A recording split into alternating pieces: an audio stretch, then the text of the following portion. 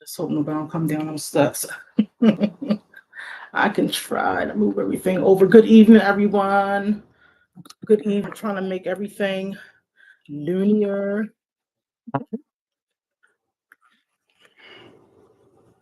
Still trying to figure out where in the living room I'm supposed to station myself. Um, good evening, good evening, good evening. The music that's playing in the background, I am not making any money on it. It's for entertainment purposes. It's Christian radio. I need something. Hold on.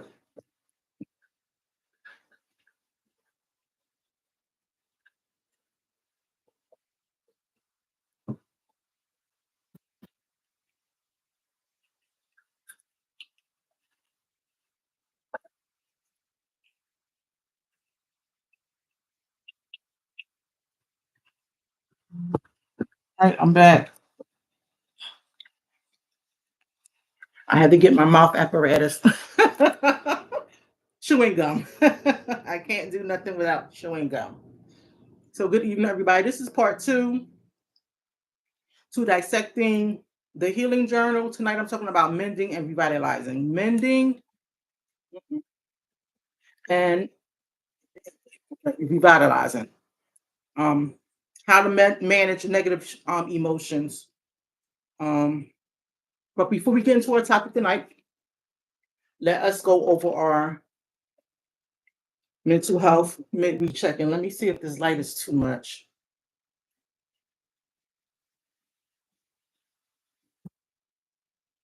I like that. I like that. I like that. I don't know if it's going to be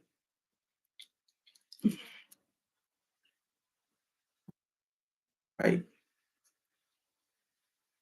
but this is too bright. So my laptop.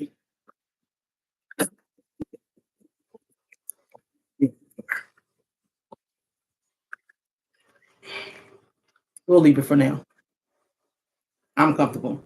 So this is our midweek check-in. We do this every Wednesday. I think I placed it today at maybe 4 or 5 o'clock. No, it couldn't have been 4 o'clock because I had a meeting.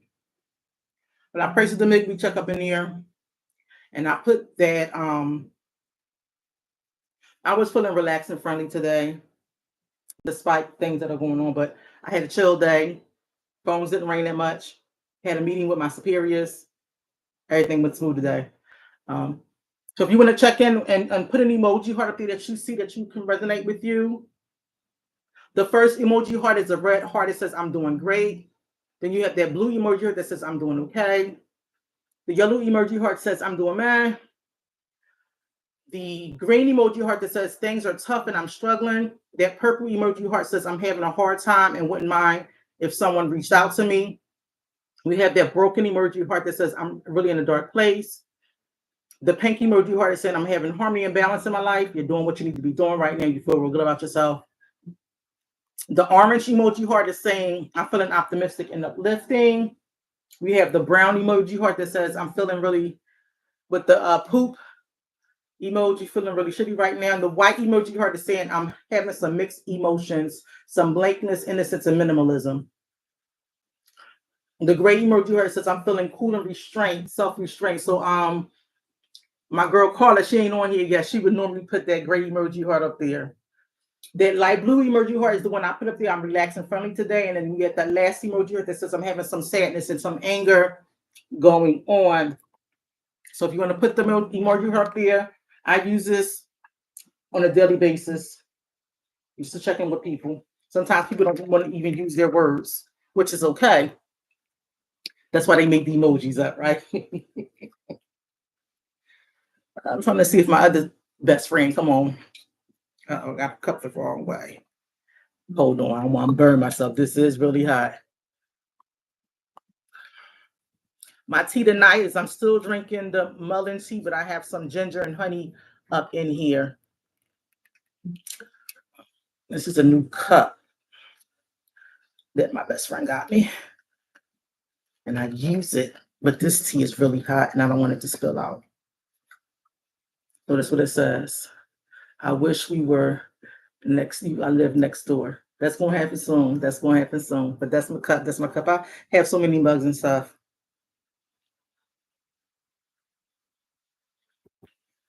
This is like another cup I got. It keeps everything either hot or keeps everything cold. So let's get into some business tonight.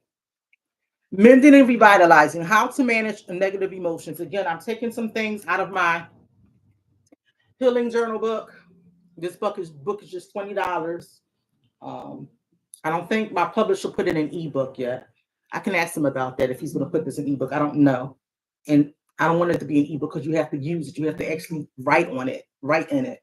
So this is a healing journal. Last week we talked about identifying triggers,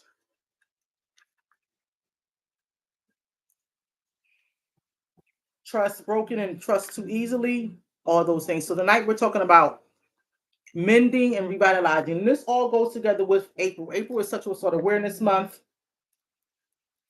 We wore teal on Tuesday. I mean, on the 2nd of April, there's going to be let's see if I got a virtual Zoom for our trans survivors of sexual assault. That's going to be April 25th. And there's going to be a walk. And I think I put that in the chat in our comment section last week. April 24th is Denim Day. You wear denim in solidarity with those survivors. Again, when you do that, just take a picture, hashtag Sam on there 2024, Sexual Assault Awareness Month, right? Hey, Miss Carla, I see you. I see you. So tonight we're talking about mending and revitalizing, and this has to do with trauma. It is sexual assault awareness, but this is dealing with trauma. They want us to place trauma under just one umbrella. People react to different things and different reasons.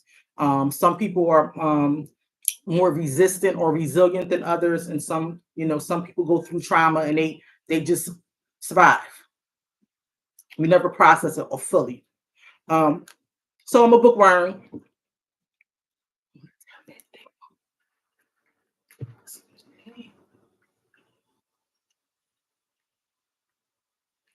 Just want to make sure y'all hear me. The speaker's right near my ear. I'm a bookworm, so I looked up the word mending and I looked up the word revitalizing, so you can kind of get a sense of what I'm talking about when you're trying to mend and revitalize. Not the trauma, your person. Hey, cousin, your person of yourself. When you're going through a traumatic event, you have to mend yourself. You forgot who you were. Something got stolen from you. You don't feel alive. You're stuck and stagnant. So mending defined, and this was from vocabulary.com that I got this definition. It was perfect for me. Mending defined was originally used as a religious term, meaning to free a person from sin. Usually through the repentance and good deeds. Mend has come to refer to fixing something that is broken. Behavior is so when you're mending a behavior is to change or improve one's behavior. That's from Merriam-Webster dictionary. So mending is two things in a religious purposes or in religion. It's meaning to repent, to free a person from sin. And usually when you're mending something, you're fixing something that you thought was broken. I talked about being unworthy last week, talking about feeling worthless, helpless. What's up, Pooh? Last week. So when you feel broken, you're no longer useful to anybody. That's sometimes what people they have those thoughts. And then revitalize is to restore something to life or to give it new life. Revitalizing adds newness and strength since vital things are alive, strong, and flourishing. When something gets revitalized, it's return to health or life, and you're coming back from something that's dead or that's or you're suffering. You suffered. So when I'm talking about mending and revitalizing any type of trauma, you're trying to fix your brokenness. You might want that person to repent against the sins that they committed against you. You probably felt not worthy, dead, stagnant, And how do you revitalize trauma when you're going through it? You have to really process. And that's what I was talking about last week. Really processing. Take yourself through that process of understanding what happened to you. And I think that what I wrote down, you need time, lots and lots and lots of time. You have to be consistent and you have to have a ready mindset when you're going through trying to heal whatever that trauma is. So tonight we're talking about mending and revitalizing that, and how to handle those negative emotions. Because again, if you got traumatized, something happened to you as a child, um, you didn't go through those emotions. You pushed those emotions back from when you were a child, and now you're an adult. You remember it. You might have some things happen to trigger you of something that happened in your childhood, and now you're trying to handle those emotions as an adult, which is very, very difficult.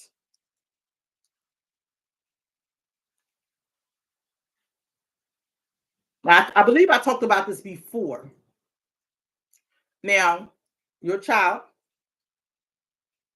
I can use myself in a sense because that's what I was doing in my book when horrible things happen, revealing the secret to break a curse. And then also, if you read that book, some of the chapters in this book is coming from out of that book. So I was a child, I was 12 when I had this traumatic experience. It was for a long time, 12, 13, 14, 15, 4 years. I never dealt with that 12-year-old child. I didn't have time to deal with that 12-year-old child. I had to grow up really quickly. I had different responsibilities. So I really didn't have a childhood. So it took me 15 years to deal with everything that I went through as a child, but also things that I was going through in my personal life as an adult. It gets mixed up, right? Like oil and water. You put some water in a cup, you put some oil in there, the oil is going to sit at the top. That's your present life.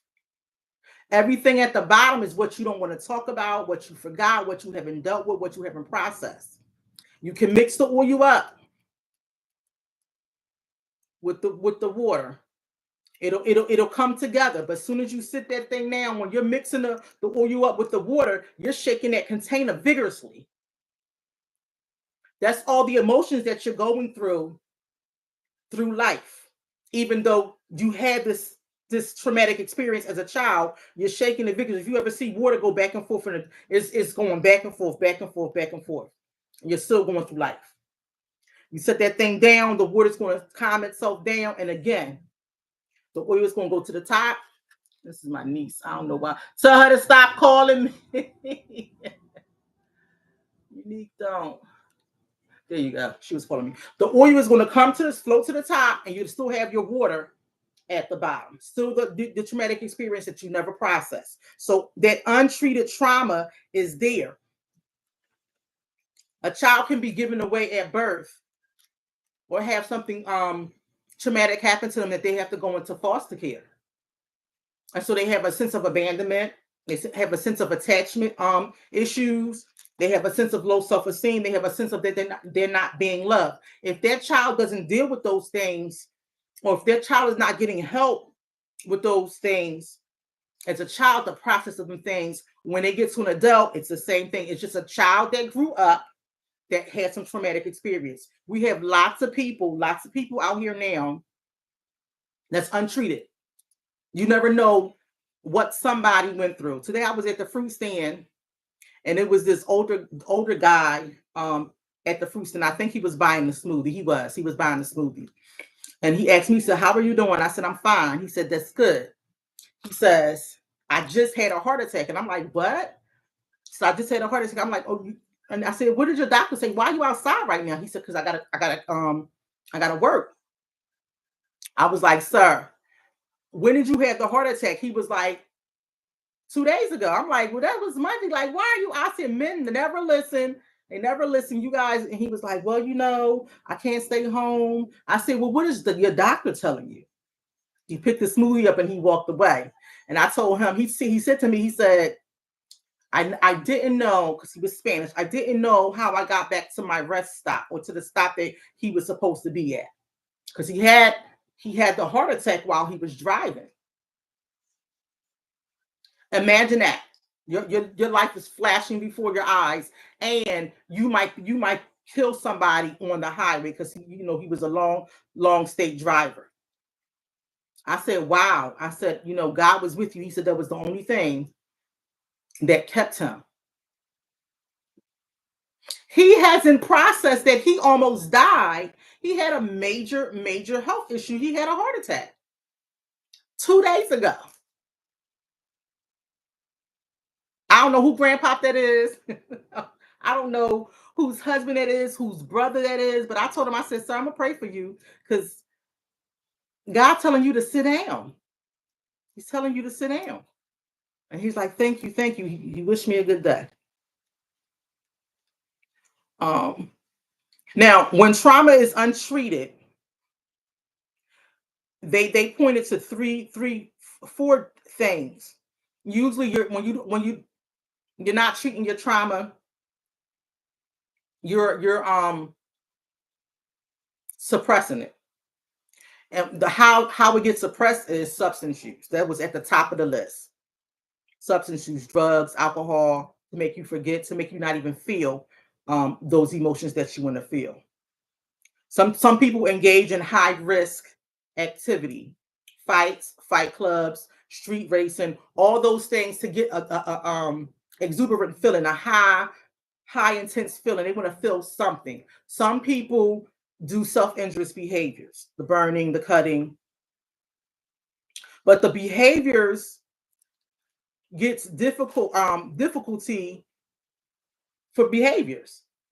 And what I mean by that is, you have an untreated child and they start to grow up, and in their social relationships, in their relationships, they can't manage their relationships. They don't know how to talk. First of all, they don't know how to express their emotions and feelings. Whatever they're running from, they drag that into their relationship. The miscommunication, the trust issues, their past hurts, they drag it all into that relationship. And so the person that they may be in a friendship with, or a relationship with, will tell them, like, listen, this you're going back to this. I can see that this happened to you, but you're bringing it into this relationship. Again, they talk about attachment issues, being unable to cope with life's challenges. One of the life challenges is, if you haven't dealt with that trauma as a child, when you get an adult, we're all supposed to procreate, right? We procreate. You're going to have children, and you don't even know that you're tagging it onto your children. I remember somebody always telling me, well, that's how that person is. No, that's how y'all accept that behavior. The behavior is not going to be accepted into society by people. I remember a guy that was he was a bully. He was just a bully. I mean, he was a bully. He bullied anybody, and everybody was scared of him. What happened in 2022 or 2023? It was two people that wasn't scared of him anymore, and they shot the man dead.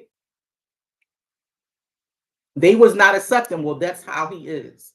We can't accept those behaviors. You have to pull the person on the behavior. It's just the same thing when you go to the doctor and you think you might have an infection, and the doctor will say something like, well, you haven't come to me in enough time. Now it's not an infection, it's something else. They have different levels of antibiotics that they give you. Everybody know about the pink antibiotic from back in the day. It tastes a little sweet. You have to put it in the refrigerator and shake it up. That was for ear infections, strep throat, things of that nature. If that infection was higher up, now they're going to give you a pill. It's a time releaser. That's the same thing when you're dealing with the untreated trauma. You're giving yourself time not to deal with it, but it comes out eventually. So untreated childhood trauma in adults, it has the power to create a vicious cycle of abuse in families and in communities. Again, You're attacking that onto your children. You're attacking that onto other family members, and probably, your significant other, people that you're engaged with, people that you're friends with. People do not learn how to heal from their past. They will never be able to move forward in their lives. Adults who deny the trauma have unpredictable emotions. They have strained relationships with others, and they often experience flashbacks. They also become distrustful of others and of themselves. That was something that was key to me. You can distrust others, but then you don't even have confidence in yourself. You don't have confidence in yourself. Um, Let me see. Let me just pull this activity out this book. So last week I was talking about identifying triggers. And so in my healing journal book on page 70, it talks about identifying those triggers and your warning signs. It says, let's review your mental health. We have worked on, worked on learning self-care. We talked about that last week, and how to pay attention to your feelings and emotions. We talked about that last week. So it says, let's take a look at strategies you can use to maintain wellness. There have been triggers and warning signs throughout your life that alerted you to unresolved issues, having a pattern of first aid of self-healing. A trigger is a person, place, or thing, or a situation that elicits an intense or unexpected emotional response, which may cause you to recall a traumatic experience that you had. Triggers alert you about your mental health and help you to become more aware. And when you become more aware, you can start to begin taking responsibility for the ways you manage your emotions. Warning signs are thoughts, feelings, and behaviors that indicate your mental health might be at risk. Knowing your warning signs can help you let you know if you need to speak to a professional. And it asks in the book, can you list at least 4 triggers and 4 warning signs? And it says, hint, in order to avoid triggers, you may need to make changes to your habits, your lifestyle, and your relationships. And it's the same thing for your warning signs. Knowing your warning signs allows you to begin to manage symptoms before they become too severe. And it's something simple, just to say your triggers and symptoms is right here. You just list them. But this helps you when you have that issue with this person set me off, or what we say is that person know how to push my buttons. That's a trigger. That's a straight trigger. That person pushes my buttons is a trigger. And then the warning signs is things that you do once that person pushes your button. I know for me, I don't like anybody in my arm space. I don't care who it is. It can be an animal, a bird, a 5-year-old, a child, anybody. If you're in my personal space, I'm backing up. I'm backing up. And it doesn't even have to do with my my sexual trauma that I had. It had to do with my mom. Oh, she quick at it. She's probably still quick at it. I ran my mouth a lot. They said I had a smart mouth growing up. I don't think I had a smart mouth growing up. I just asked a lot of questions. But what they would do is my mom will backhand you real quick. And I'm like, I'm not going to be in her. I'm not going to be, if I'm in her arms lift, she can just backhand me or slap me in the face. I'm not going to be in her arm lift. That's a trigger for me. So if I'm too close to you, I'm backing up or I'm walking away. Because in my mind, you about to strike me. You about to hit me. If I'm in your personal space or you're in my personal space, in my head, Kimble, you either going back up or once they hit you, you have to grab them or something. I understand my warning signs. My triggers is when people tongue get a little bit loud or sweating. I don't like sweating. I just don't like it. I told you last week that I don't like the smell of bacon. It can be pork bacon, turkey bacon, beef bacon. I don't like bacon. And if you read my book, When Horrible Things Happen, you would know why I don't like bacon. To this day, I don't like bacon. I'm not cooking it. When I go out, I'm like, why is the bacon always on a burger? I don't eat it. When they cook the bacon in here, I'm like, wow, y'all just want to eat all that bacon, huh? I make all types of riffs and jokes about it. I know my triggers. That smell of bacon takes me back to when on my 15th birthday, when I came downstairs, pajamas all ripped up. I just fought for my life, and my mom's in the kitchen cooking bacon. That's a trigger for me. I can identify. It's like deja vu. You can identify with something that happened in the past by something that triggers you now. Gunshots or shell shock for veterans. They say that don't on the 4th of July, be careful where you putting the firecrackers at, right? Because it could be veterans that was in active war and they hear them firecrackers and they think it's gunfire. That's a trigger for them.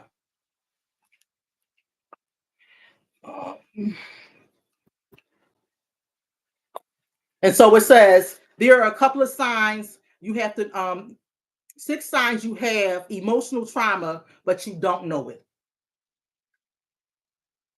Anger, irritability, constant mood swings, anxiety, fear of the unknown, fear of crowds, fear of small places, fear of basements. So you'll have some guilt, some shame.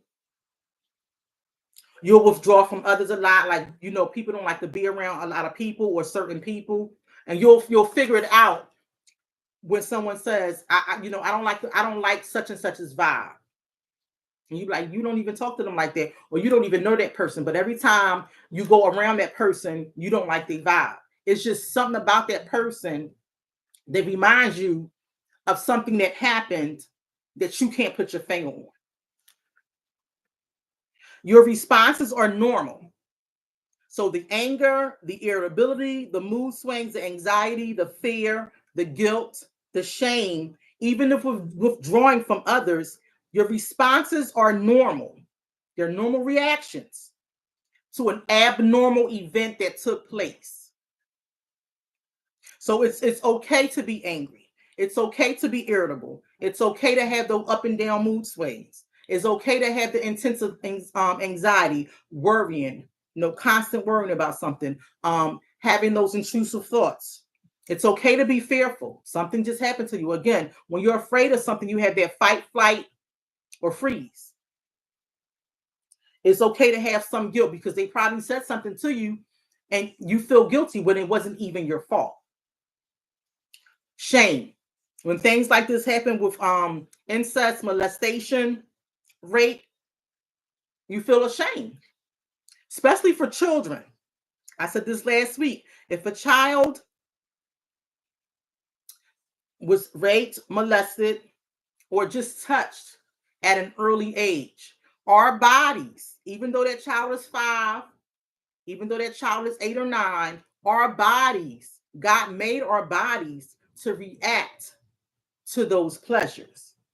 And in your mind as a child, why am I enjoying what's going on? First of all, you're frightened. You're frightened about the person that's doing it to you. Where they doing it at? You scared that you're going to get caught. And they probably told you, if you tell, I'm going to say such and such, whatever they say. So you're fearful. You feel that guilt and you feel ashamed. You start withdrawing from people. You don't want to be around people. And again, I'm going to read it off. Your responses are normal reactions to an abnormal event. I was talking to a lady on the phone today, and she was crying, and she I couldn't hear her that much, and I was like, okay, ma'am. So what I did was I shut up. I kept saying, and I was listening to everything she was saying. Once she was quiet, it took her 15 minutes to stop talking. I was like, sounds like you're very angry. She said, angry is not the word. And this was a thing that she shut up for, and she didn't say nothing for like 2 or 3 minutes. I said, it sounds like you still love him. I can't stop loving him. I don't know how. And I said, listen, we tend to try to turn those emotions off, the comfortable, the squishy emotions, love, care, loyalty, being honest. We try to turn those off because when something happens to you, all these right here are negative emotions: anger, irritability, mood swings, anxiety, fear, shame. Those are all negative emotions. So, how do you handle and you manage those? You have to identify with them. So, I told her, you have the right to be angry. You have the right to be frustrated right now. And I kept saying it. You are angry. You are, and she finally said, I'm angry because I don't know how this can happen to me. She was going through a divorce and she said it was getting nasty. It was getting nasty. Her kids are grown and it felt like her kids was taking, the dad's side. She don't want to talk bad about the dad. But it was getting to that point where even family was telling her, do him dirty like he do you dirty. And she said, I don't have it in me. She said, I don't have it in me. She said, that's not what God wants from me. You know, that was my end. That was my end. I said, don't. You're going to have to fall out of, you being in a 30-year marriage. She was married for 30 years. I told her, I said, well, when did you guys meet? They met when they were teenagers. I said, so that's not the man you have today that's, doing these incredible things that you can't believe. That's not the man you met when you were 15 and 16 years old. Because we all change and evolve. Sometimes for good, sometimes for bad. When I say good, building boundaries. Understanding what your healthy boundaries are. Learning your no's. Those are good things. The bad things is shutting down, withdrawing from people, or catastrophizing everybody is the same. How you get through relationships thinking, oh, they're going to be the same person like the last person. You're not going to trust anybody. So I listened to her and she processed it. So her two feelings was, how can I love somebody and I'm so angry at this person? I told her, you can't turn, we think we can just turn our feelings off. You're ignoring the fact that you still love this man. They're still married. That's what I told her. You're still his wife.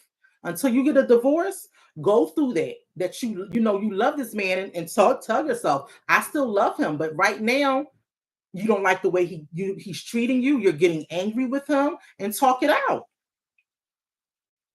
At the end, she was like, I just needed somebody to just talk me through. And she was like, a lot of people, when she was talking, I don't know if she was Catholic or not.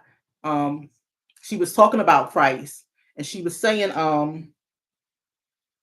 God wants me to forgive him. I said, in due time. That's why I said, again, you must.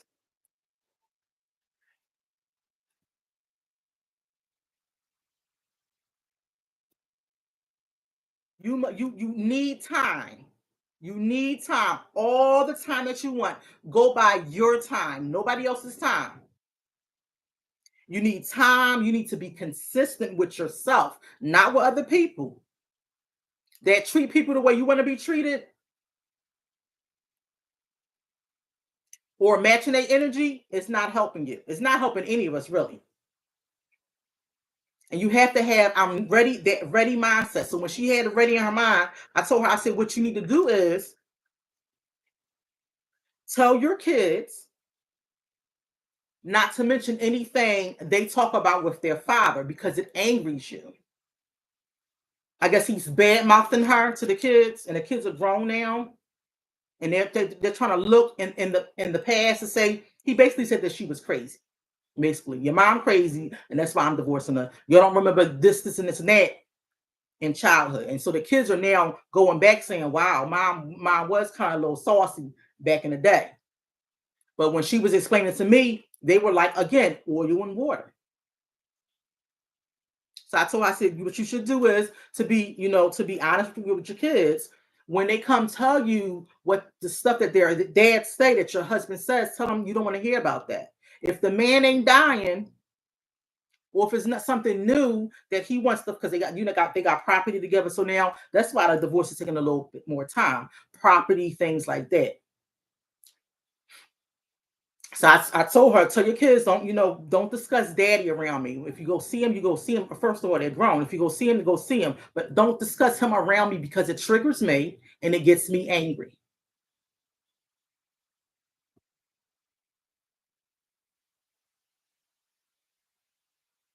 And they do talk about post-traumatic stress disorder. Last week we talked about depression and anxiety. Um, where's it at? Where is it at?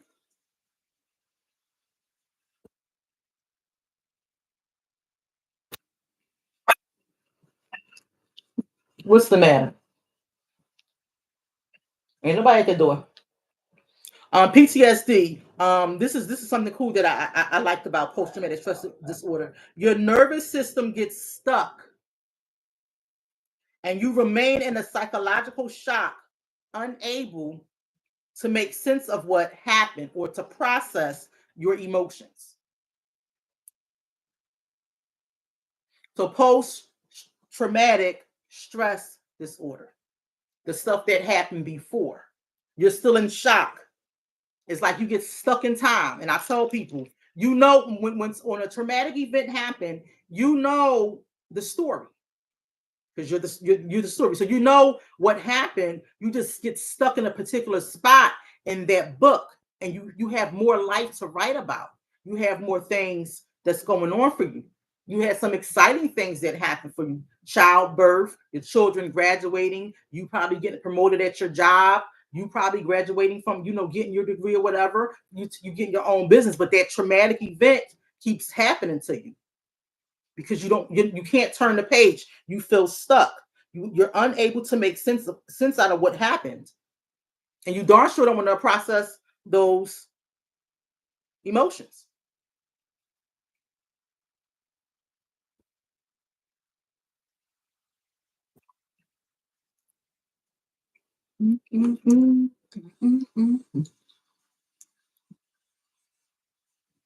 So one of the major things that happens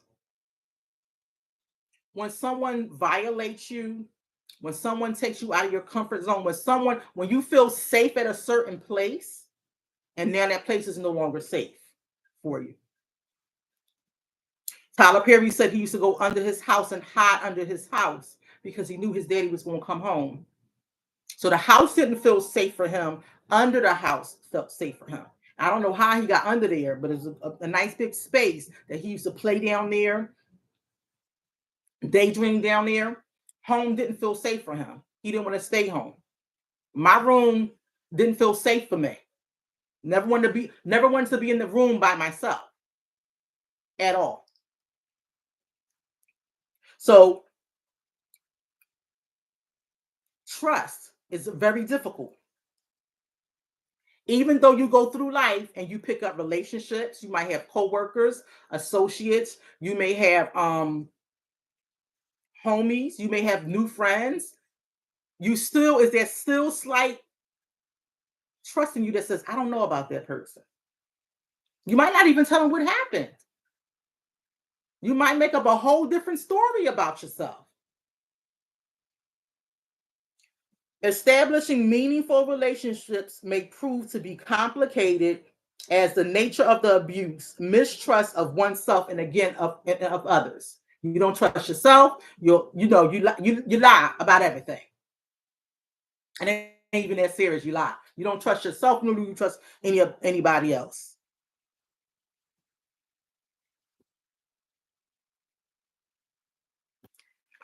See, I had another activity in here. Okay, so this is a good one.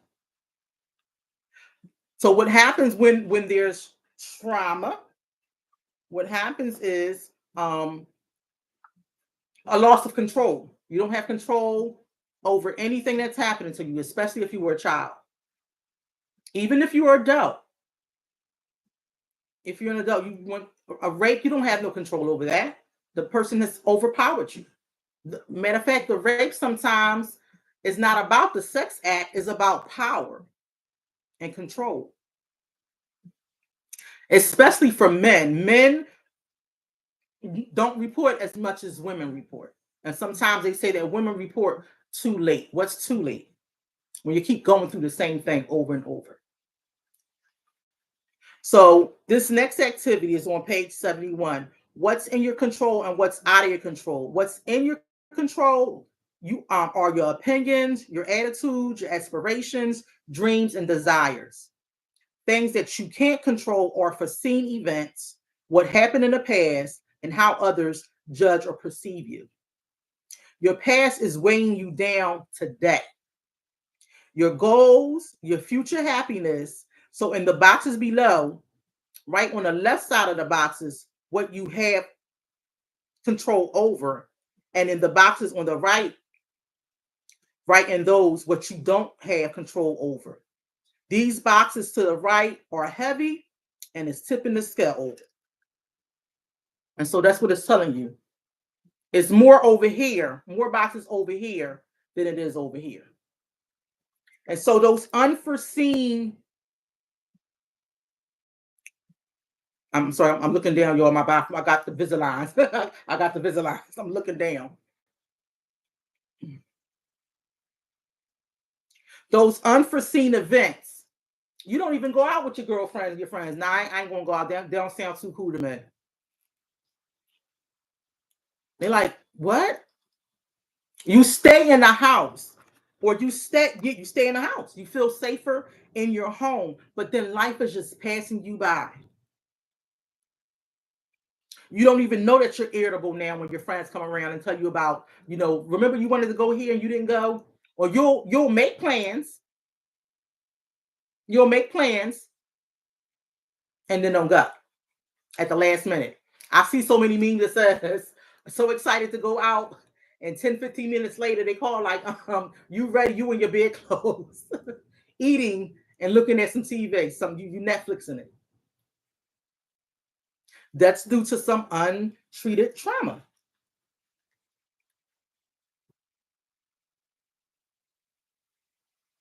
I'm not going to read that. But it was an exercise here that I wanted to tell you about.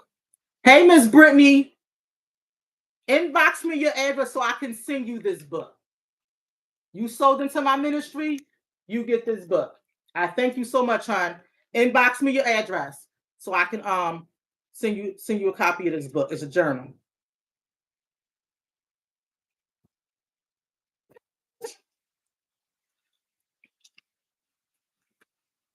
Guys, when I read through this book, I'm like, girl, you wrote that? Girl, you wrote that? You actually did that? I'm on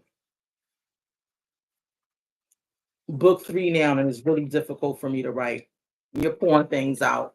It's here it goes. So you're gonna have a lot of visual in the book. Um, this is a drawing from my daughter.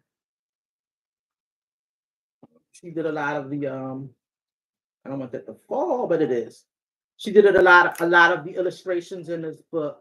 Well, all of them. I'm sorry, even the cover. She did the cover to this book, but it's a heart. If you can see, it's a heart.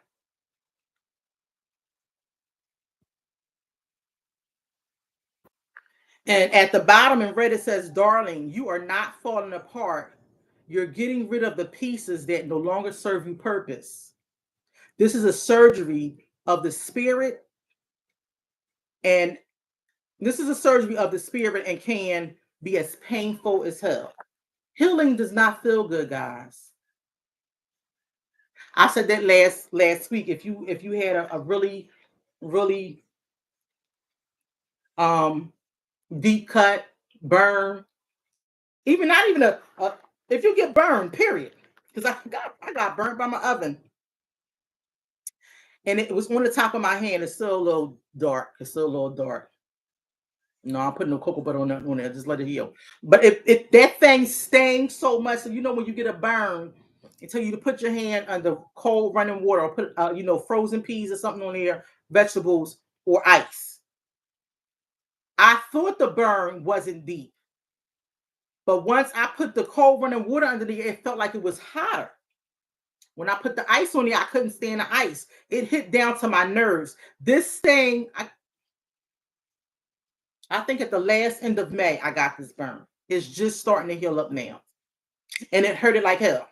It hurted. It hurted. Healing hurts because you're removing all the broken pieces. You're dealing with the things that you didn't want to deal with. And then not only are you removing the broken pieces, you're trying to have relationships with people. But how can you have relationships with people when you can't communicate? When you can't tell people how you really feel? We have a lot of yes people or people pleasers. There is a section in here where you have to learn your no.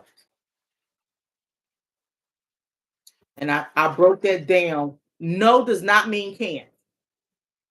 Two different meanings. Can't is it can't do it. No is no, I'm not going to do it because I need to do what I need to do for me. The same thing with building those good boundaries. If it's something that happened in your family and that person is still there, and I guess that's how we came up with the who's over there thing when it comes to a cookout. You don't want to deal with certain people. Well, who's over there? And if too many people that you don't want to deal with is there, you're not going. That's not really no, because you're not telling them, no, I don't think I can do that. I'm not coming over there if such and such is over there. You know we don't get along. We got some history. And so the person that you got the history with don't even know that you got history with them. Now they may know that they've done something to you. Probably never brought it up because they an adult, they old, they probably act like they don't know, but they know. They know. And again, when you're seeking an apology from somebody, they don't have to apologize.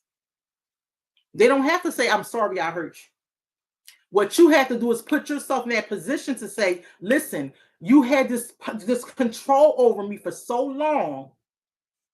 This is how I seen men. This is how I seen women. This is how I dealt with people for so long. I'm releasing that out of my life.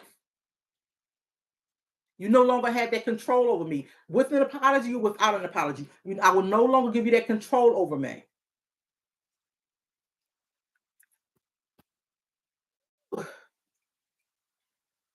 Okay. Let me make sure because I got things everywhere.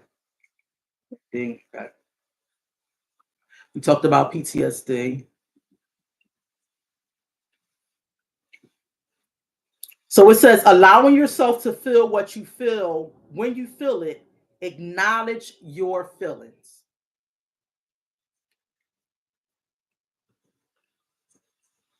If you can't deal with your negative emotions to try to manage them, when somebody really ticks you off, you're over the top. I'm like, you're going from 0 to 1,000. 0 to 1,000. You're acting impulsively. You're not thinking.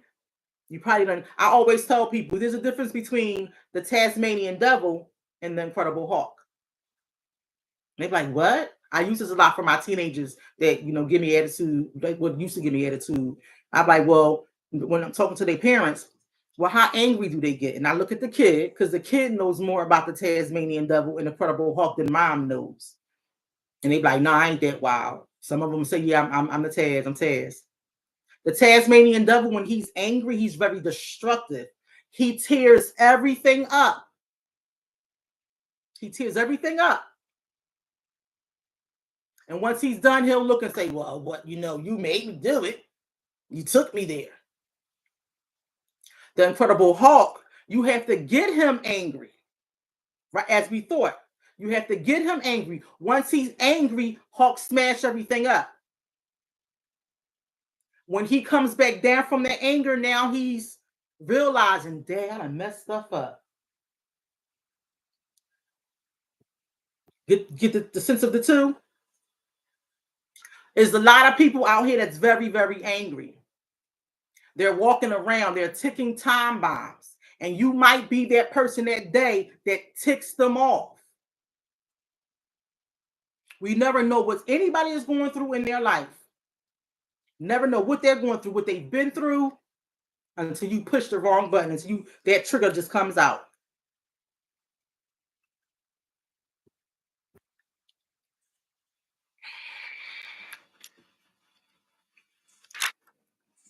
And so what I was looking at really quick was helpful ways to practice self-awareness. How aware are you with your body?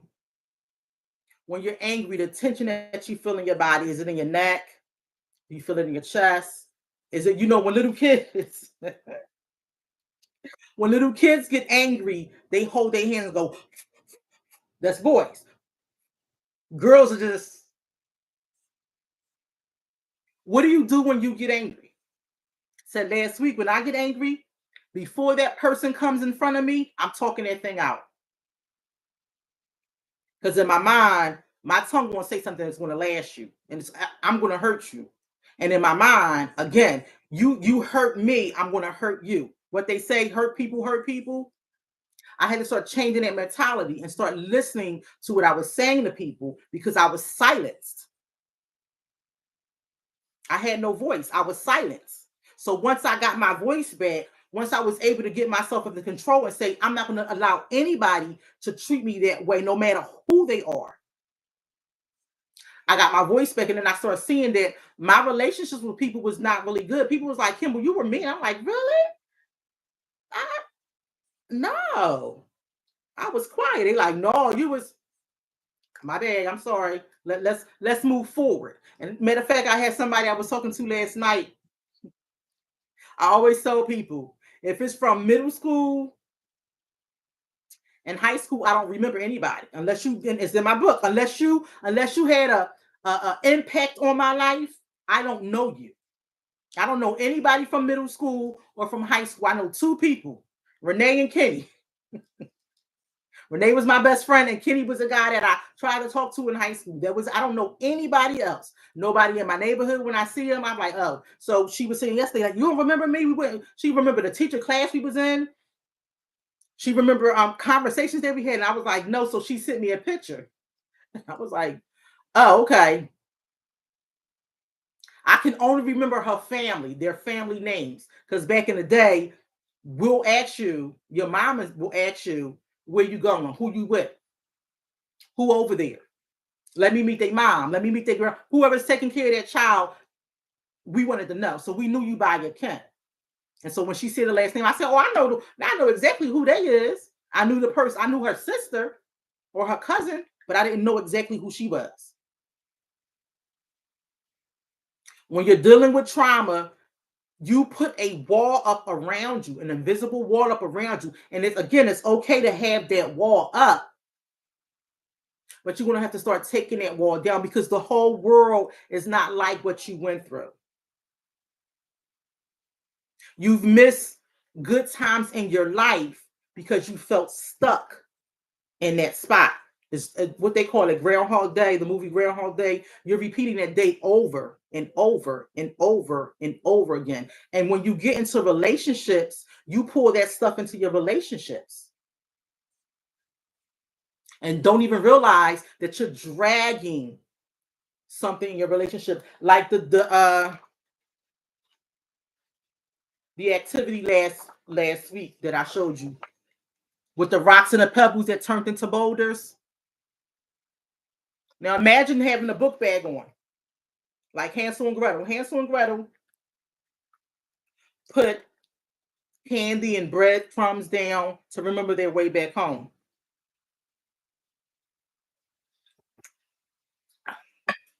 Still out.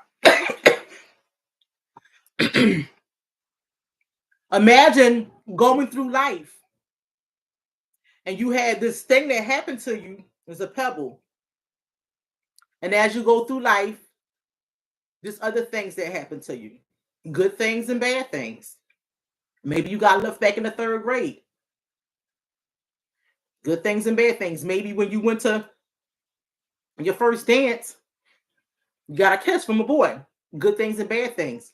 The good things you're not picking up. You're picking up all the bad things. You put them in your book bag. So now those pebbles and little small rocks are getting bigger and bigger. So now it's not a rock anymore, it's a brick. From a brick, it becomes a boulder. From a boulder, now it's a cylinder block. And from a cylinder block, now you got this heavy, heavy trauma that you're still carrying around. And nobody sees it, but they see how you behave, how you react to things. And they're like, yeah, that's how this is just how such and such is. But you never picked up anything good. You just left it there. And you're like, Kimble, how can that happen?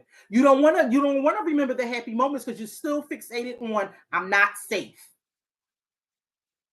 Some people don't get a chance to tell their stories. They will never tell their stories. They will go to the grave with it. I had a lady from my church when we did our first Tamar Speaks there. And I think it was our second one. We did a second one there. I forgot how old she was, but she disclosed that she was raped by either the art teacher or the music teacher. She never told anybody. She never told anybody. When she told me, I had to hold her hand, and I was like, I'm so sorry you went through that. What did she tell me? She said as an adult, she went back to the school to see was the teacher still there. I know she was well into her mid 80s. She went back to the school to see if that teacher was still there because she was looking for him so she can tell him how he hurt her.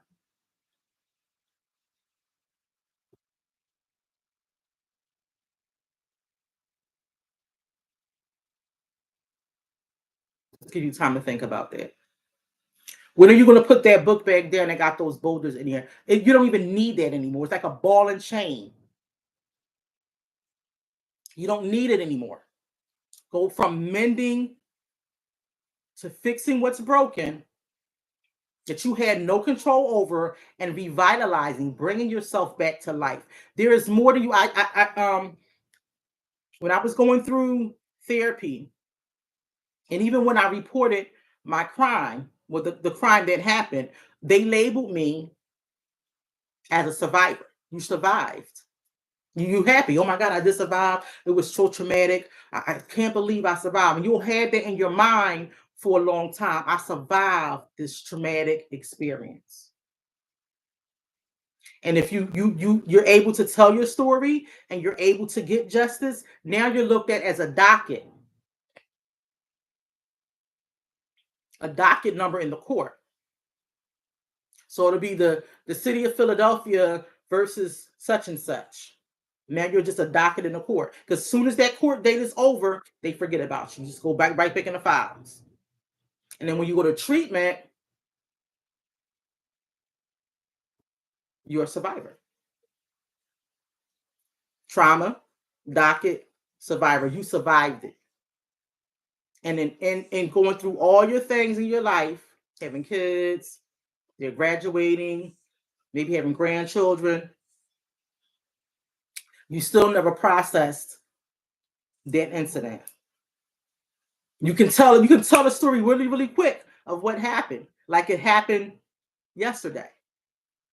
But you don't process those emotions. Like when people go through grief and loss and the anniversary comes up, it can be a long time that they lost that person, but they remember specifically the day. They don't know why they're down. They don't know why they're feeling lonely or sad. And I'll ask them, is it the anniversary of if it's a birthday of a loved one that you lost?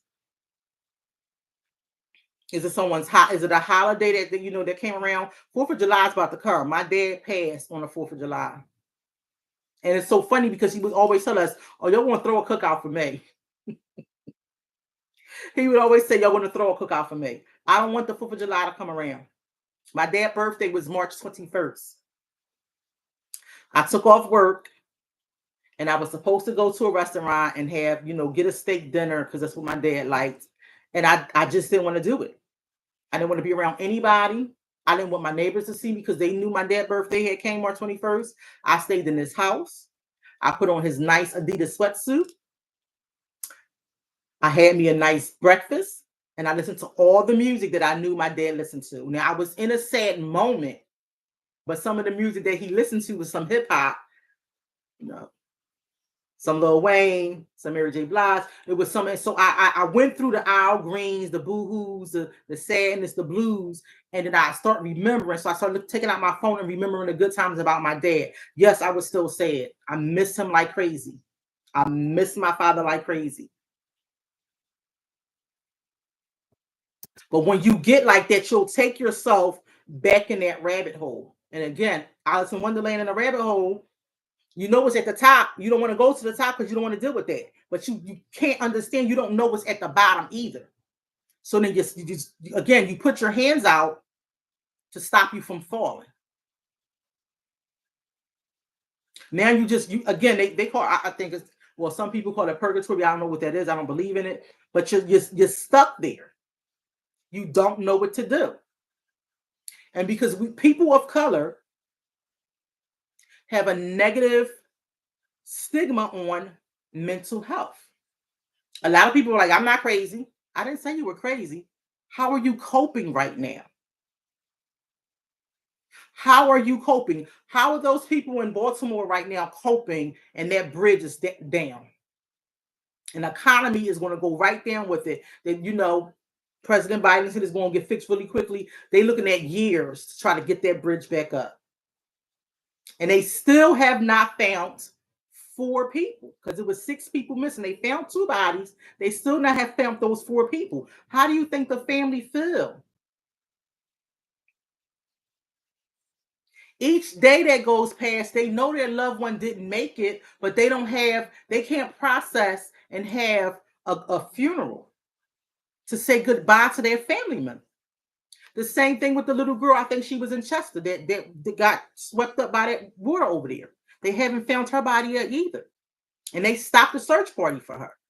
Can you imagine that?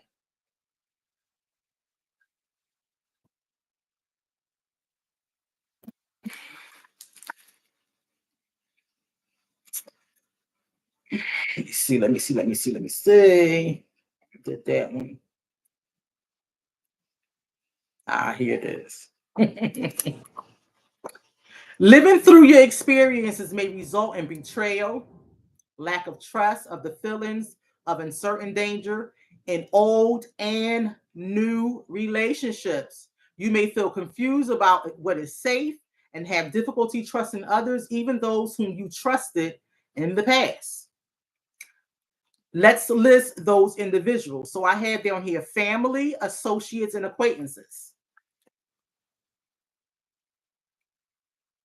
Family, acquaintances, associates, and acquaintances. Who in your family that you're having a difficult time, that you feel betrayed you can't trust them because of old relationships. With associates, because I didn't put friends down here. I don't got many of them. And if you were born in the 50s, the 60s, and the 80s, we know what friends are. Sorry, millennials. Sorry, millennials. My best friend Deb is on here, so she know what a friend is. I've been her best friend. I've been her friend. I've known this person. My daughter's about to be 28 for 27 years almost. Through thick and thin, I can call her and talk about what's on my mind. And if she gives me advice, I can take the good and the bad and still love her for it because I trust her. So that's why I didn't put friends down, as you may feel confused about what is safe and have difficulty trusting others, even those whom you trusted in the past. Family, associates, and acquaintances.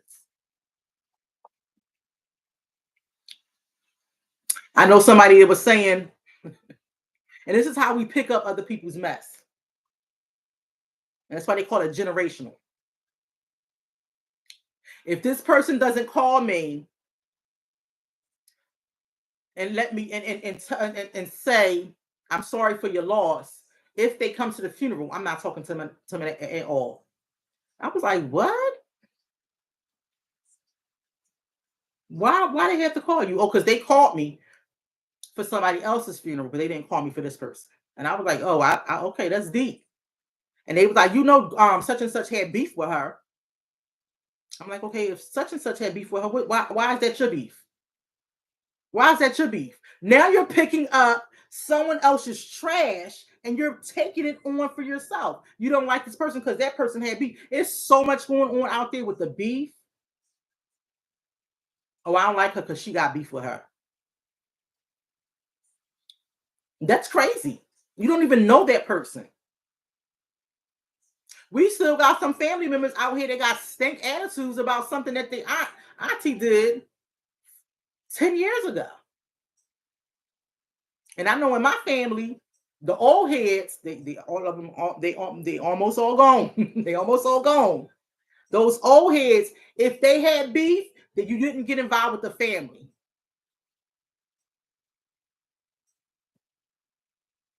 My grandmother and then like my great uncle's wife, it was really that we went over there. And it was really when he came to our house to visit that she came with him. They had beef.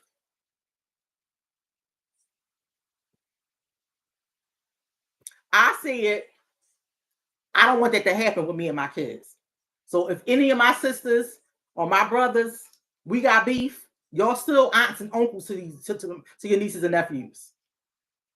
Don't let that slide over into your your bloodline. They say, and there's a thing on Facebook that says if they talk about your mama, they don't like you either. Don't bring my kids in that. My kids had nothing to do with our beef or our misunderstanding or miscommunication.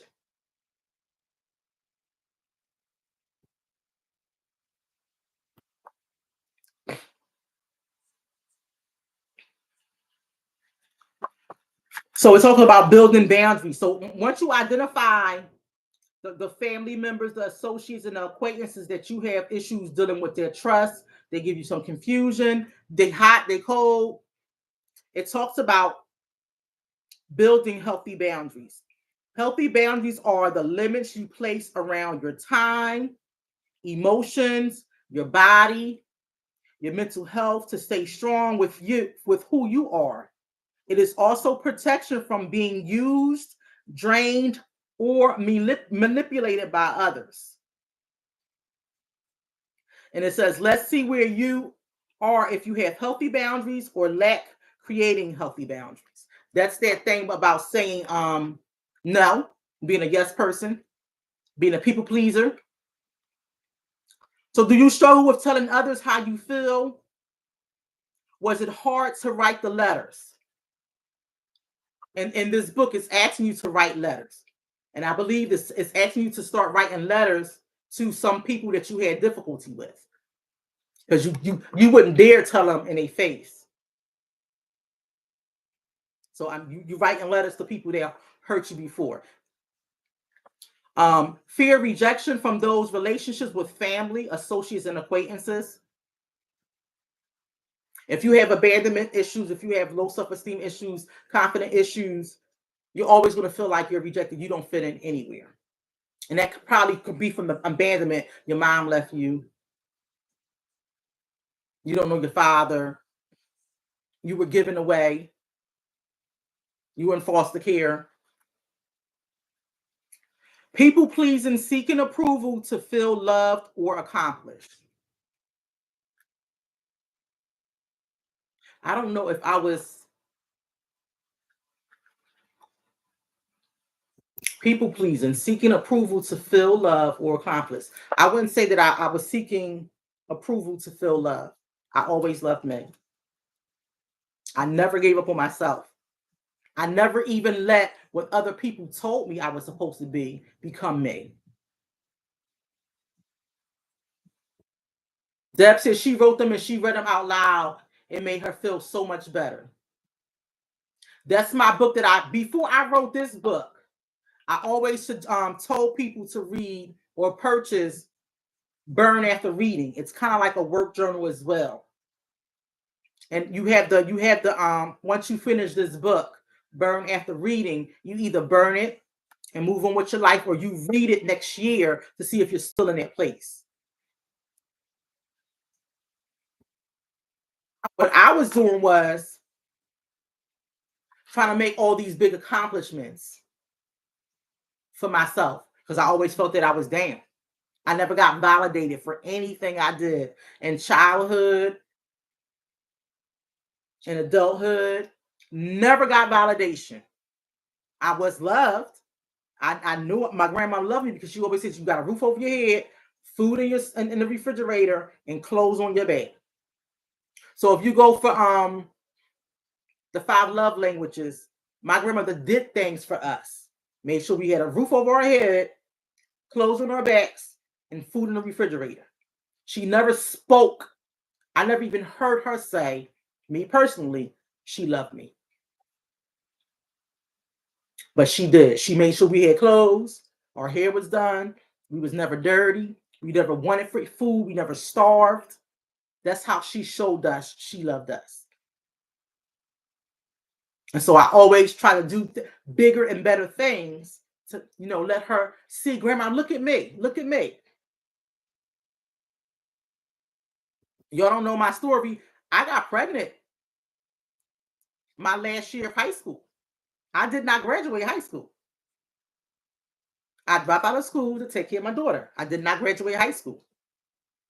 And when I finally realized, like, oh man, I had a full scholarship to Scranton, PA College in Scranton, PA. I messed that up. I was supposed to be in the Air Force. Shout out to Keisha Church because that was both of our dreams to go to the Air Force. I was supposed to be in the Air Force. They came to my grandma's house and everything, and I wasn't even there. I didn't live there anymore. I got a GED. From a GED, I got my bachelor's in science. From my bachelor's in science, I got my master's in psychology. Keep trying to validate myself. Keep trying to validate myself.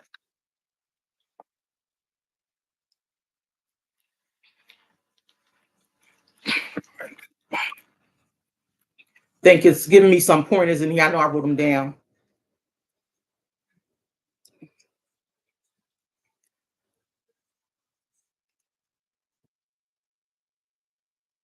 All right, so how do you build yourself up? You have to cultivate your environment, meaning you have to make sure where you stay at, where you're at, feels emotionally and physically safe to you. The sense that your home is your castle. You're coming home. You're getting love for those people that live with you. They're validating you. They're assuring you that you're safe emotionally and physically. You can break down, you can cry, you can say, I need help, and they're there to help you, support you. Then you have to identify and establish boundaries. I have them.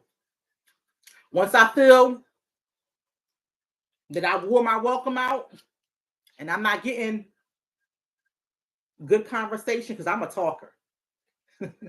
I'm a talker. Once I find out that I'm not getting good conversation from you, if I'm talking to you on the phone or if we're interacting in person, I make my mind up that I'm going to cut that short. I'm going to come see you or call you if I call you. I'm going to cut that short because I value the relationship more than you do. And if I value the relationship more than you do, that means I'm putting more into the relationship than you are. I don't like when people say a relationship has to be 50-50. What? Why are you giving half to me? You don't give half to your job. You give 100% to your job, don't you? You want that paycheck. So give 100% to your relationship. I don't believe a relationship is supposed to be 50-50. That's half. You can't cut me in half, or you take this half and I'm going to just, over here with the other. No, it's 100%. If I'm giving you 100%, you're giving me 100%. And if I find out that you're giving me 75%, okay. Perfectly fine. We're going to stick with your 75%. I'm not going to match you, but if anything gets below 75% to me, I'm giving more to the relationship than you are, because I'm already coming out the door with 100, 115, 110. Remember, because I like to make sure I'm accomplished. I want to make sure I'm a good friend. So I tell people that when they're having difficulty building friendships, relationships, are you a good friend? Yeah, I'm a good friend. Okay. What makes a good friend? Why do you say you're a good friend? A lot of people get quiet. It's either because I watch her kids, she do my hair, or I know how to do hair, or we go out all the time and you don't only want paying for something. That's not a friend, boo. Not a friend. Building a supportive system with trusted individuals. You don't need a whole circle. Sometimes I used to say, some of the memes I sent out, my circle is a dot. Deb, it's a dot. A dot. Oh, ain't no big circle. I don't include my siblings, my 2 sisters, as my friends. They're family to me.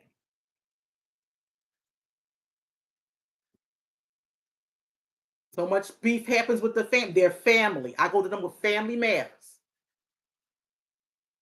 Friendship stuff. Because in our family, people will talk about you. And then when you get around them, they quiet. You're like, somebody had to say something. Ain't nobody gonna spill the beans. It be feeling dry in a room, right? You go into a room, even when you're at work, you go into the computer room or the meeting area or the lunchroom, the canteen, whatever it is, and it was all quiet when you walk past it. When you walk in, it gets quiet. Everywhere I worked at, everywhere I went, that would happen to me. That's why I eat lunch by myself at my table that I sit at every day. Every time I walk into a meeting, people they get silent. Every time I walk into a lunchroom, they get quiet. Sometimes at church, I walk in, they get quiet. What my ex-husband told me was, people are intimidated by you. You carry yourself in a strong way. And I'm like, no, I will give you the shirt off my back. Literally, here's the shirt. Take these shoes. I have to perceive myself in a certain way because I was violated. I didn't have a voice. I couldn't talk. Nobody would believe me. I had to shut up because that's what I was told, to shut up. Ain't gonna believe you anyway. And then I was bullied going to school. Never get bullied again. I'm a grown woman. I would never allow anybody to bully me. Not saying I'm gonna have to fight you. I'm gonna just let you know. You think I'm a punk? Try me if you want to. And I always tell people, the Lord saved you today. Because I pray for patience every single day before I walk out that door. God, grant me patience. This is a number 4 should be number 1. Communicating your needs. Do we really tell people our needs? Do we really tell people our needs? This is what I need. A need is a requirement, not what you want. Because sometimes, remember I see it, the wants you may not be able to get. You may not be able to get. What she used to say, I'm like, I want to be rich. She be like, you can want it all you want, but what you doing to get to it? Do you communicate with your support system your needs, your honest needs? This is what I need from you. When we going through an argument, I don't want you to call me out my name. I want you to start shouting. Can somebody wave a white flag and one of us just walk away? Because if we say things to each other when we're angry, it's just going to keep getting vicious. And then somebody going to explode. And that's when something might get thrown. Somebody might get put out. Somebody might get shot or cut. So if you tell somebody your needs as if you were ordering something from the menu, we do it all the time when we go out. Don't put lettuce on my sandwich. I want caramelized onions. I want mayonnaise on the roll. Cheese, extra sharp. We let the waitress or waiter know what we want. And if it comes back and it's not the right way, we mad. Listen, I asked you for X, Y, and Z. It ain't on here. If we can do that when we're going out, we can do that with the people that we communicate with, that love us, that we have a relationship with. Communicating your needs. And number 5, engaging in activities that help you feel calm and safe. Remember, you are going back to mending your life. You're going back to fix that thing that's broken.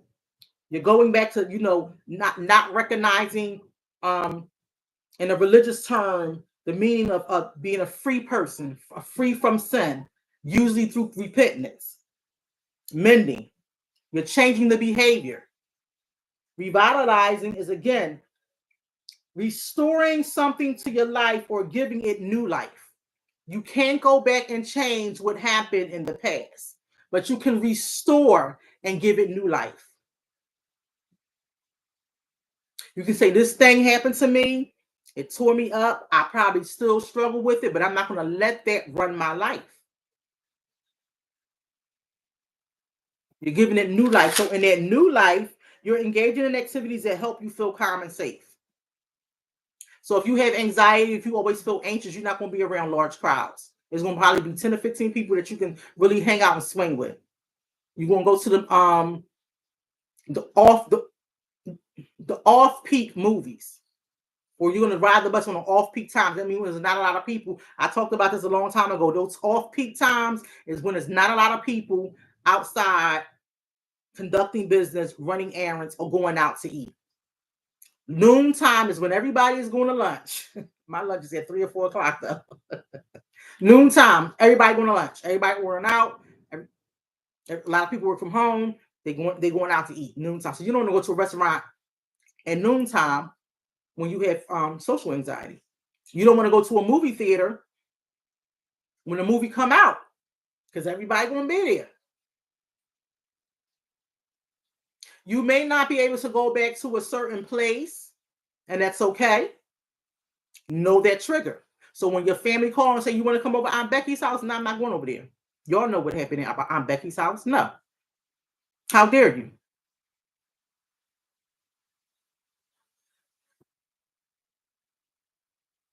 Like me for years, I didn't buy bacon. They matter of fact, they couldn't cook nothing pork in my house.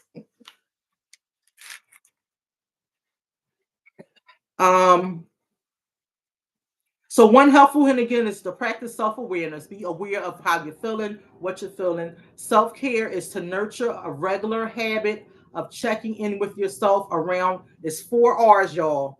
Miss Carla, is you listening to the 4 R's? You gave me 3 before, but it's 4 R's. Rest.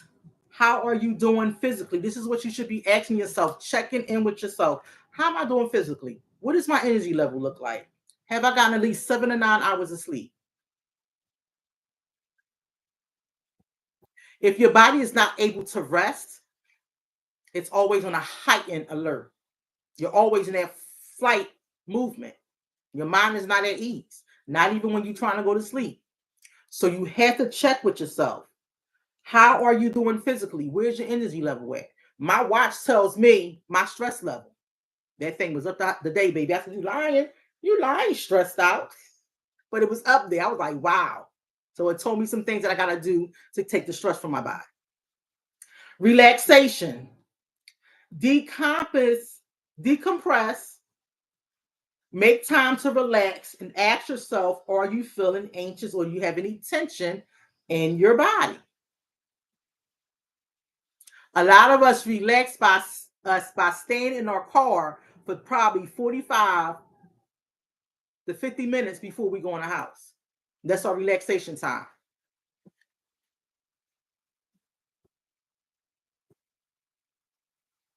My relaxation is not answering my phone. I talk on my phone all day, every day. Not on my cell phone, but on the line. I have a job that you have to answer the phone. So when I come home, and I put it on my that's my voice message. Hey, if you don't reach me between the hours of 8 o'clock to 10:30, from 10:30 until 8 o'clock, I'm not answering my phone. First of all, I can't be on my phone. I'm not going to answer it. And if you know me, I don't call people after 9 o'clock. So some people be like, call me. I look at it and I go right to sleep. I don't call people after 9 o'clock. Not after 9 o'clock. It better be an emergency. Your house better have burnt down. You had killed somebody. You want me to help you, hide the body, or you sick and you need me to come get you. I'm honest. If your house ain't on fire, you're not sick, or a child sick or something, or you ain't killed nobody, and you want me to come bury to help you hide the body, I'm like, yo, I don't talk to people after 9 o'clock. This ain't an emergency to me, because I'm on my phone all the time. I have to relax and decompress from that. Replenishment. Assessing your needs, your dietary needs, your social needs, your spiritual beliefs. Nourishment is assessing your boundaries. If you feel some type of way after you done came from being around family, from being around your old work buddies, from being around those people that used to hang out with back in the day,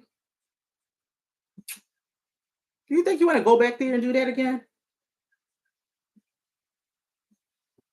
That's more misery that's going to be added onto you. Your dietary needs. You have to have proper nutrition. Just like you put gas in your tank in your car to make it go from A to B, you must have proper nutrition in your body. Now, release.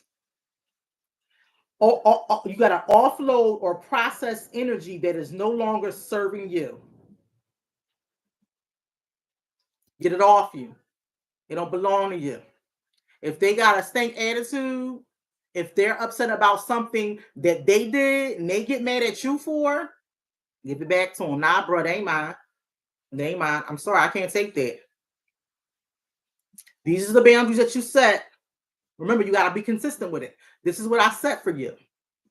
Because when we get to a certain point, you like to argue, and then a lot of people do it. Women do it the most. And I say it the most. When you're arguing with your dude, your husband, even your significant other, and they like, when I'm leaving, don't block the door. Don't block them out. They're leaving to alert you that they might get so to the next level that they're going to put their hands on you. Don't block the door. Let them go. That should be a clue to you that they already at 1,000 and they need to get away from you so they won't harm you. A lot of women do that. Y'all block the door. Y'all block them from not leaving. You ain't going nowhere. You ain't going.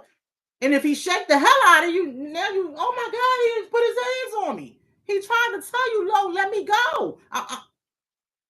They frustrated. They feel overwhelmed. Don't block the door. So offload it. Process that energy and then let it go because it's no longer serving you.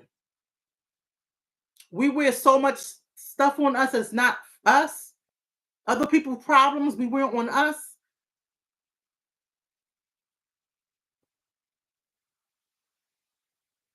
Your personal wellness relating to sleep, stress, relief, diet, and exercise. Miss Carter's 4 R's: rest, relaxation, replenishment, and release. We take our trash out my trash day is tomorrow, it's Thursday. My trash is out. Why am I going to keep holding something in that affects me negatively? Release that thing. If you can't control it, it don't belong to you. Honestly, if you need help with releasing it, there's a couple of prayers in this book.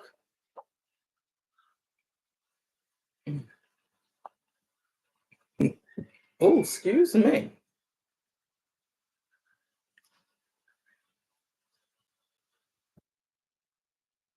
Oh, it's a prayer for forgiveness. Heavenly Father, I come to you now in the name of my Lord and Savior Jesus Christ. Heavenly Father, I forgive blank and blank, etc., for anything that they have ever done or said to me or about me. I release anger, resentment against blank and blank. Father, I ask you to forgive me for any hard feelings I have had towards them and fill me with love. You want to take all that resentment out. You want to take all that anger out, fill them with love, fill it with love. I ask that you continue to work on my heart as I work towards forgiving.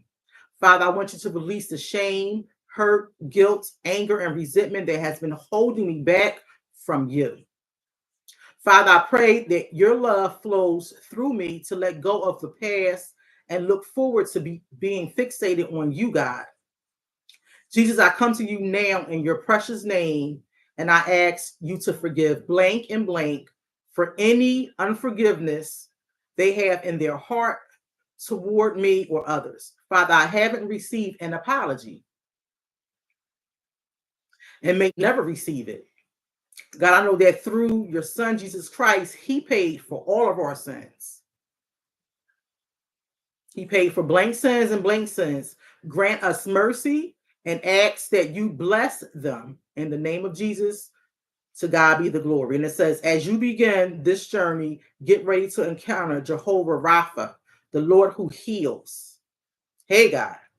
Oh, Lord, it says it's giving you Psalms 32.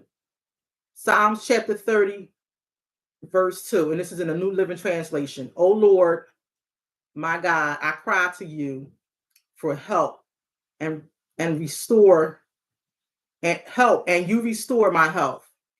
With healing comes forgiveness. I ain't gonna get into that part. That's deep. That's deep. That's very deep. You have to forgive yourself. It says,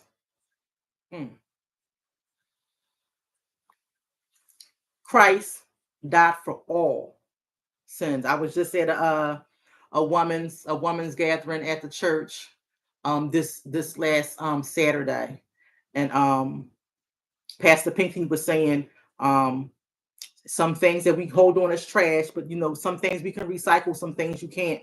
And when she was like, he's forgiven the drunkard, he's forgiven the prostitute, he's forgiven the robber, he's forgiven the murderer. And I was like, what about the person that molested me?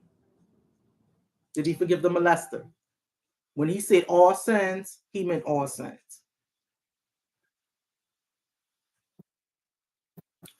This book will either put you in the mindset to start healing, to look towards forgiveness, or this book is going to put you in the place where you're ready to heal.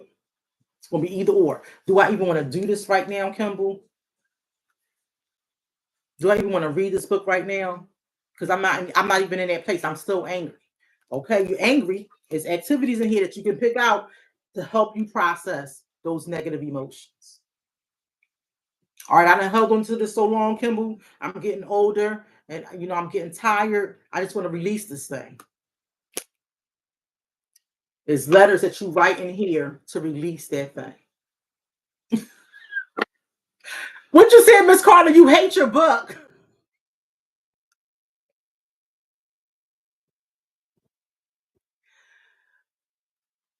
Get you a composition book and start over. I'm telling you, you have to be. This book is not about the person that hurt you. This book is about you. This book is about you, not about the person that hurt you.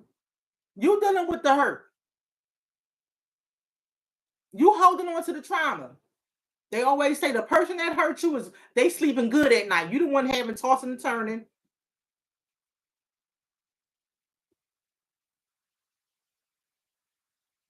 You have to be totally honest with yourself when you want to heal. Just like when you go to the doctors, if you have diabetes, they always check your feet, right? Make sure your feet is all right. Some people lie. They don't go to the doctors until they can't feel their toes. And they toes, 2 or 3 of their toes is black. And they get to the doctor, and the doctor say, oh, we're going to have to cut them toes off. You mad because you cut your toes off, but you never really paid attention to the thing that was hurting you. You're hurting yourself by holding on to that book bag on your back with those rocks and those boulders and the unprocessed thoughts and unprocessed feelings. You're letting life slide past you. You're surviving. When are you going to get to the point that you want to live? And instead of thinking about the bad things that happen in your life, now you're focused on the good things that's happening. I have 3 or 4 grandchildren. I don't have 3 or 4 grandchildren. I just got 2. I'm just saying. You enjoy your grandchildren. You never knew that you liked the jewelry making or pottery or crocheting or teaching how to braid hair. All those gifts and things that we have, we keep them to ourselves because we don't want to be hurt again. Oh, yes, she said that's why she don't like the book, because she's being really honest. But listen, when you done, baby, you're going to be smiling. You already got a beautiful smile. You're going to be just smiling. You're going to be lighter than the feather. You're going to be like Tinkerbell when she floating with the pixie dust. When I finished writing When Horrible Things Happen and Revealing the Secret to Break a Curse, I felt immediately lighter, better. I told my husband, he's like, why are you crying? I said, because I can't believe I did it. I don't feel that heaviness anymore. And I just start praising God. I will put this book, the website for this book is if anybody wants this book. I believe I have 5 more copies because I'm sending Miss Brittany this book. She sold into my ministry. I thank you so much, love. I have 5 of these left, and I think I got 6 of When Horrible Things Happen left. I have to call my publisher to get more. I will be selling these books at my upcoming event, which I got to talk about, which is our Sip and Paint. It's a fundraiser. This fundraiser is going to be on May 19th from 12 p.m. to 3 p.m. Tickets for adults is $35. Ticket for children is $20. Children are welcome to come. And listen, let them know, parents. I'm gonna tell the parents, keep your kids in line. They can't be running around, knocking paint over, touching other people's stuff. There is going to be a Mommy and Me special rating that's $50. So it can be a mom and her child, even if the child is an adult. It's Mommy and Me. A group of 4 is $100. If you get a group of 4, it's only $100. I have a venue. Hallelujah, because somebody canceled on me. The venue is at 1621 Oxford Street. I believe that's in the Northeast. So again, this is going to be a Sip and Paint as a fundraiser. This is going to help me to raise funds. I need more funds to do my Pass the Mic 2 Family Edition, Old School versus New School. It's going to be a lot of fun, guys. Already got all the things together with the games we're going to play. The communication things is going to go out. I'm so excited about this this event. I want it to be really, really, really, really, really engage acting.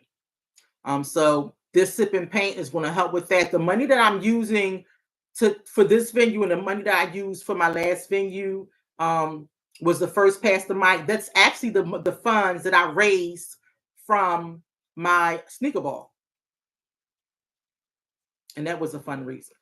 My sneaker ball was a fundraiser. So just imagine, people do come through for you. Ministry does take money. It takes work. I appreciate everybody that is supporting me. So again, on May 19th, from 12 o'clock to 3 o'clock, it's going to be a Sip and Paint.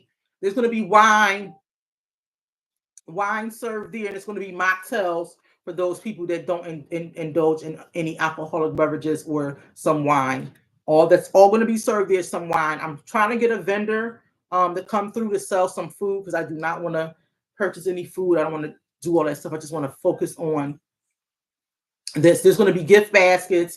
There's going to be 50/50s. I might have some different activities there, and baskets and things for people to win. So again, that's May 19th from 12 to 3.